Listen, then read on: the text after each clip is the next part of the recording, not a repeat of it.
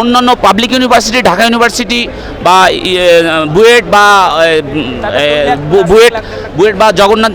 জাহাঙ্গীরনগর ইউনিভার্সিটিতে যে পরিমাণ মাথাপিছু বরাদ্দ হয় যে 2-3 লাখ 2.5 লাখের উপরে, কিন্তু সেখানে দেখা যায় আমাদের এই জগন্নাথ বিশ্ববিদ্যালয়ের ছাত্রদের প্রতি বৈষম্য। এই আন্দোলন হয়েছিল মূলত, বিপ্লব হয়েছিল 24-এর বিপ্লব, যে বৈষম্যর বিরুদ্ধে। কোনো পাবলিক ইউনিভার্সিটিতে এরকম বৈষম্য আমরা কখনো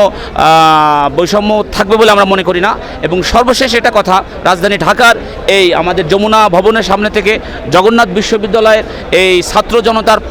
কাছে থেকে আমরা এটা বলতে চাই, হেফাজতুল ইসলাম বাংলাদেশ, হেফাজতুল ইসলাম ঢাকা মহানগর, জমিয়তুল উলামা ইসলাম বাংলাদেশ, জমিয়তুল উলামা ইসলাম ঢাকা মহানগর পক্ষ থেকে বলি, জগন্নাথ ইউনিভার্সিটির সমস্ত ছাত্রদের মাথাপিছু কমাস কম সর্বনিম্ন 1,50,000 টাকা তাদের মাথাপিছু বাজেট ইউজিসি অ্যাপ্রুভ করবে এবং এটা আগামী 72 ঘন্টার ভিতরে ঈদের আগেই এটা গেজেট আকারে প্রকাশ করবে বলে